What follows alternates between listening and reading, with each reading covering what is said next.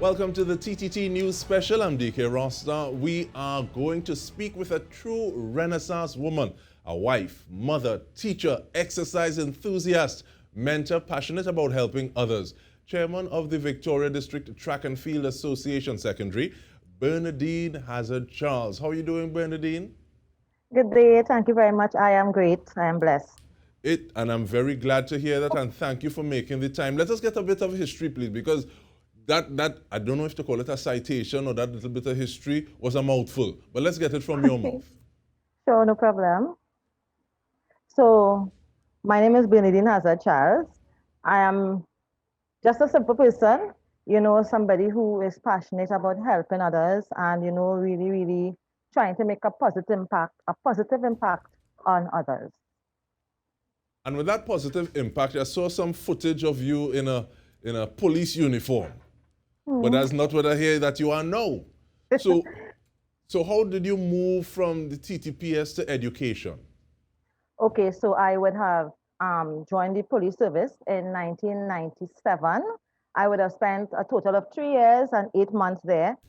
But my real passion really was to become a member of the teaching service. So although I would have been in the police service, my end game really, or my objective was really to become a member of the teaching service. I felt as though it would have been more, useful. My efforts would have been better appreciated, and I would have been able to make a better impact, especially on the young people. And that's something that I tell individuals sometimes, don't knock some of these essential services because they allow you the opportunity for things like training, building capacity. Yes. And sometimes when you don't know when you're not sure what you want to do, they'll help get you into ship shape, and then you get the idea, okay, well, yes. But my years at the police service did really positively impact, the type of teacher that I am. I find that I'm able to relate better to people, students as well as the adults in society. All right, and do you see, and you said it positively impacted on you, but moving from TTPS to education, do you see anything that would have remained with you, any skills that you would have gotten while in the police service that you use while in education at this point in time? I learned how to deal with the public, to be very patient, because what is common in both the police service and the teaching service is that you have to deal with the public. All right, and now I see that you've taught at both primary and secondary school. How does that go? Because, and I'll tell you, Bernadine, because some people, that person is a teacher, and they're teaching nursery school children because they talk to big people as though they're explaining it to a little child. So how has that experience been for you in terms of like primary versus secondary education? For me, it's not really that different because although I started off at the secondary level, I started off actually as an English teacher at the secondary level. And then I went on to Teachers College, where I did my teacher's diploma and specialized in physical education. And then I went on to the primary level, then back to secondary. But throughout that time, what has been constant is dealing with the same age range, children of the same age ranges. So I would normally deal with students from, like, let's say, ages 5, 6, 7 to teenagers. So although I am at the secondary level, I still do like tutoring and workshops and so on for students at the primary level. So for me, it's not a big change. It's just, it would take some compromising, may have to explain things at a different level. So, but for me, it's not really difficult. All right, now, we've spoken about the TTPS, we've spoken about the education sector. We're going to talk about sport now, because you're involved in sport as well. So what is it that you do with regard to sport? We'll even say fitness. All right, so on a professional level, I teach, so I'm a physical education teacher. So in terms of, I teach students from forms 1 to 5, also prepare them for CSEC. In addition to that, I am the chairperson of the Victoria Education Track and Field Association. I was a former member of the National Track and Field Executive. I also assisted the Victoria Netball league. And I also have my own fitness business. That's the Anointed Fitness fitness group. So yeah. And what's, So what's that's it, about it so in terms of Anointed fitness. Fitness Group, what is the idea behind that? Because it's one thing to say, okay, well, I'm a part of this and this is what we're Mhm. supposed to be doing, so I'll follow along, I'll help it progress. But in terms of having your own organization, Anointed Fitness, what is the vision behind that? And that name already sent them in different places, huh? Yeah, yes. Well, first and foremost, I acknowledge God in everything I do. So even that name, it wasn't just chosen randomly. I believe it was a divine, a divine intervention that that name was chosen. So although it is Anointed Fitness, it's my part-time fitness group. Before the lockdown, I would have conducted exercise classes at Skinner Park. I have not launched onto the online platform as yet, although many people have been calling for that. But for me, it's a matter of time management because I'm so heavily involved right now in preparing the students. I would have just prepared some students for SEA. So that kind of took some of my time.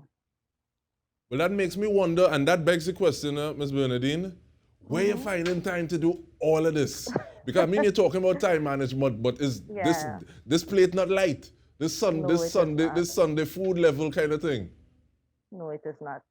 Um, I don't know. I guess I have to thank God. I have to thank God for it because it is a lot. It is a lot, I do classes probably 6 out of 7 days for the week. Also, I am just a phone call away. If parents want to find out something, I also do free workshops as well. So, but for me, as I was telling a colleague, it doesn't feel like work because it's something that I am passionate about. And when you are passionate about something, it does not feel like work. And it seems as though teachers have and the value of teachers has really come into stark relief because I think many people, not everybody, but before the pandemic, it was a thing to be able to say, okay, well, go to school and the teacher will take care of you, and it's almost as though it's teacher, babysitter, and you're not really thinking about what goes into the education of a Yeah. child. I think many parents, even parents who knew before, the value of teachers and educators has really risen. How has it Yes. been for you dealing with the children, having to engage with students? You just said that you're a phone call away. Yes. How does that Yes. bite into your time because you have a parent or you have a student that need to Mm-hmm. be almost like you need to talk them down from a ledge or they're feeling stressed a certain way because this is Yeah. a new situation for everybody. Yes, How has it it been is. for you? For me, well, I was fortunate, more fortunate in that when the lockdown started, I immediately launched into the online platform. So it wasn't that difficult for me to really branch across into the online. But in terms of getting across the message onto my students, reaching my students in terms of time management, as you would have asked, I usually communicate with my parents via WhatsApp and so on. So once I'm available, I manage my time, as I said. So after certain hours, I try not to look at text messages and WhatsApp messages unless it's an emergency. So that way I try to give myself my time, my family my time. Most times I would make use of the messaging feature of WhatsApp. I like the fact that you say try, Yes, because try. sometimes try and do Uh, is not always the same thing. yes, yes. And being the child of educators, I know Hmm. sometimes I used to feel jealous asking, but wait now, who's your real Yes, child here?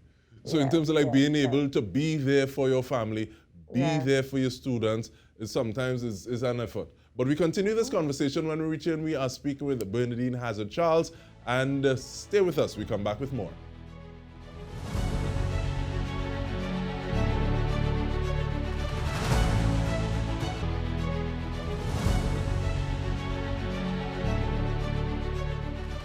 Welcome back. We are speaking with Bernadine Hazard-Charles, a very involved individual making an impact on so many lives. You spoke about some of the workshops that you would have been doing, Bernadine, and I think we also saw some images for creative writing for SEA. Yes, yes. What is that about? All right, so I usually conduct classes from standard 1 to standard 5 level. However, my area, I don't want to say area of expertise, but I am usually sought after for creative writing / ALE. So I conduct workshops, both paid as well as free workshops for parents and students. And I can imagine that is something that individuals would have been really grateful for at this point in time. Now, you Yes, just said sometimes you do it, there's a cost attached. yes, Sometimes all the person needs to pay is attention.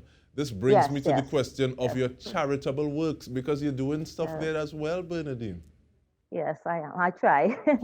I really try. Things like what? So I have been doing some charitable work in collaboration with others. So what I would do, I would normally solicit contributions from others. Last year, when the pandemic first affected a lot of families, I would have distributed in collaboration with others over 100 hampers, right, to needy families in and around the San Fernando, La Romaine, Marabella areas.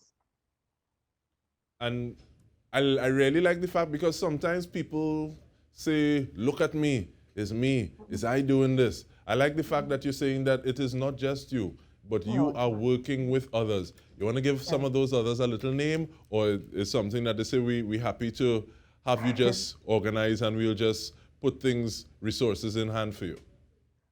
Well, I had the help of some neighbors, some members of my staff, and other friends. Okay, The and names are too many to call right now. all right, and we see the Mayor of San Fernando, Junior Regrello, Yes, and once again, we're reminded that you're a woman who works in faith, not just by yes, sight, yes. but we also see you volunteering for vaccination drive. So this Oh, is, yes. and I want to start asking when did you sleep now? I sleep. Time management. Okay, we also see in terms of that kind of volunteer, that spirit of volunteerism, you're Hmm. involving people. So we saw the Mayor of San Fernando. We just Yes, saw a gospel artist. What are yes. some of those things in terms of like those collaborations? You're reaching out to people and they're saying, okay, well, what you're doing, I like it and I want to get behind it. All right. So at my present school, which is the Marbella South Secondary, I was transferred there on, I think, around 2016. And when I went there, based on the financial situations of the students, as well as the need for that mentorship aspect in their life, I initiated the male or the boys and the girls club, right? So those clubs are really meant to really students. So I would have reached out to different people.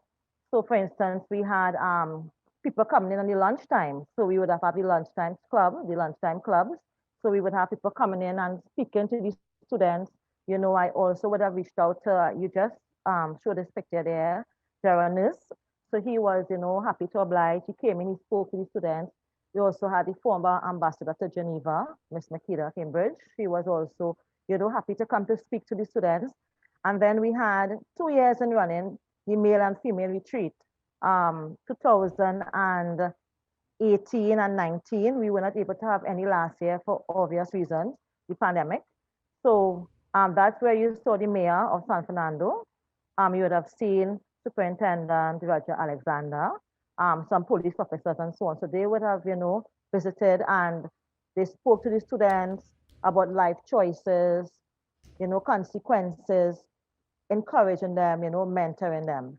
So I am really looking forward to getting back out there, because there are many students who really need support, not just financial. They need somebody to talk to, somebody to listen to them, because this is a very confusing time right now. They are growing up. They don't know if they are still a child or if they are an adult. Many of them have to fend for themselves. So we try as best as possible to assist them. And with that in mind, one person cannot do everything. But at the same time, how important is it to you to be part of setting a foundation for younger persons to follow in your footsteps and beyond as leaders? Even if you don't, you call yourself a leader, people who are involved in their community and making positive steps forward. It is very important because these young people are the leaders of tomorrow. So we may see a child, you know, that child may be the future prime minister, that child may be a future business leader, contractor, you know, so it's important really to lay a foundation to let them know that everything is possible, you know, with the right frame of mind, with hard work, and of course with somebody who believes in them. And with all of that, so involved in charitable works, volunteerism, fitness, education, you are still a host to a weekly prayer session that happens online. So now you started to speak about it, but once again, I just want to ask you, how important is that faith, that prayer, that belief in higher power to everything that you do? It is very, very important. My faith in God is actually what gets me through. I mean, these, as you were mentioning, all the different things I do, you know, it does sound like a lot. And although I have physical help, I have persons who I work with who I can lean on. But the most important person there is God. You know, everything I do, everything I want to do, I go before God in prayer, and you know, I lay it before Him, and I get guidance. And everything I believe in life happens by divine intervention. So God is very important. My faith is what gets me through, because it is not very easy. It is not easy to get all these things done. So that my faith in God is very, very important. And in terms of getting things done, how do people contact you? And I ask for different things, because someone may be more interested in Anointed Fitness. Someone may be interested in the creative writing classes, both for the SEA level or possibly a little below that, because it's always nice to bend that tree while it's young, so people have an idea what it is you're doing going towards the SEA examination. How do people contact you to be a part of all of these things that you're doing? All right, well, I have various Facebook pages and groups. So in terms of the fitness, I have Anointed Fitness. In terms of the education part of it, I have B. Hazard-Charles Educational Institute. I also have SEA 2020 and beyond, which is geared towards students from standard 4 and 5. And I also have Foundation Learners, which is geared to students up to standard 3 level. All right, so we are looking forward to seeing an uptick in people engaging with you, because what you are doing is timely, it is necessary, and apparently anointed and appointed. So we want to thank you for making the time to give us a little bit of your time, because we see it as a premium, right? Thank you very much. Thank you very much. Thank you very much. Thank you so much, Bernadine Hazard-Charles, and we want to thank you on behalf of the entire news team for being a part of this, the TTT News Special.